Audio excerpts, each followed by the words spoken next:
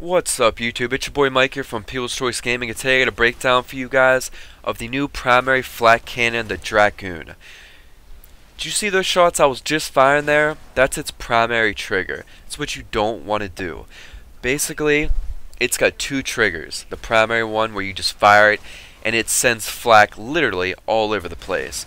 And if you're even a few meters away from the enemy, you miss with practically, all your shots, don't do much damage. Also, the flak, will bounce off everything, which it doesn't make much of a difference. It's kind of cool looking, but it's not what you want to do. Now, the secondary trigger is the charge trigger. It's got a pretty quick charge time, and you definitely want to use the charge trigger because it takes like all the best weapon attributes and puts them together. You're going to be doing a ton of damage like a shotgun, and it's going to be, all the projectiles are going to be really compact, like if you were sniping, and you're going to be able to shoot from a real far distance away as if you were sniping. It's like a bow with the charge trigger, and also during the charge, or during a charge attack, let's call it, you will have innate puncture. Not during the regular attacks, you'll just get the projectiles that bounce.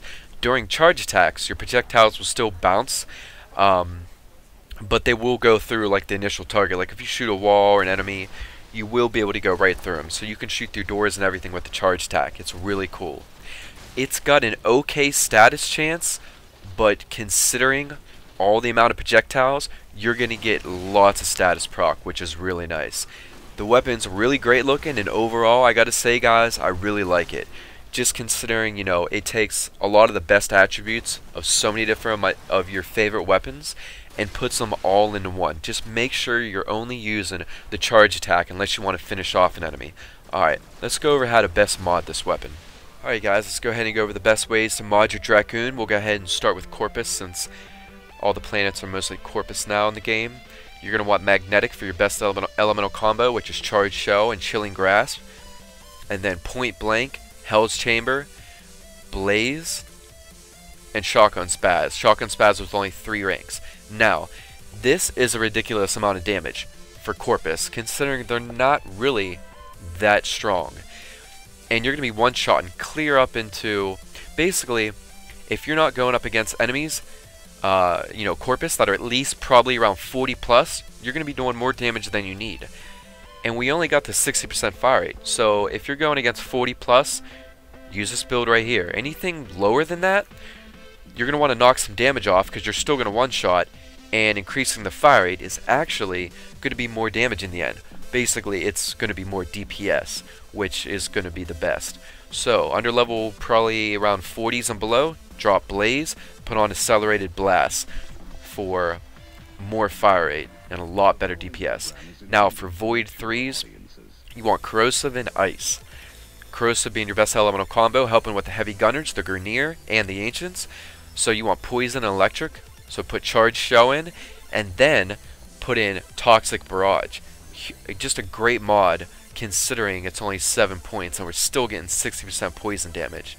So we're going to use that to make Corrosive, and then a full Chilling Grasp, giving us our ice damage for our, Ospreys, and our shields on our Corpus, just shields in general, and the Voids, and then Point Blank, Hell's Chamber, and a full Shotgun Spaz, giving us a really nice amount of fire rate, dropping us down to close to a half-second charge time.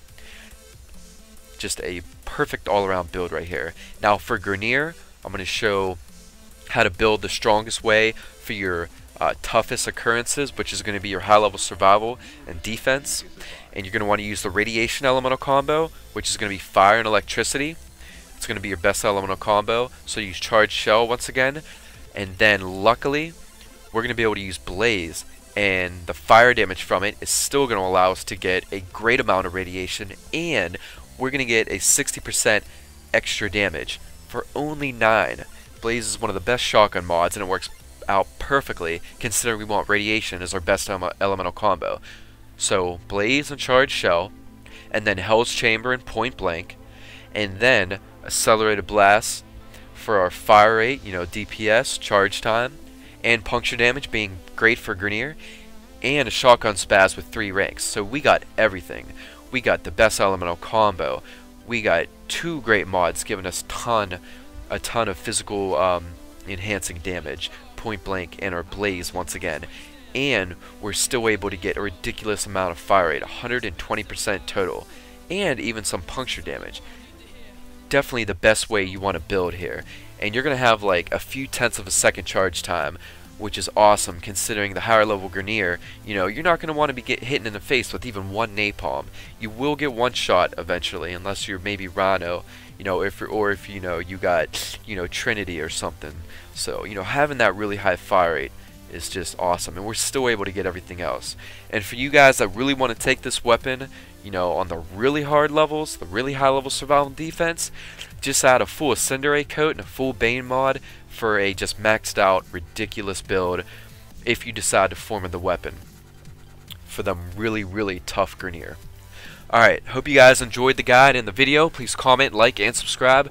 Make sure to check out my Twitch, links in the description, and please follow. And I'll catch you guys later. Peace.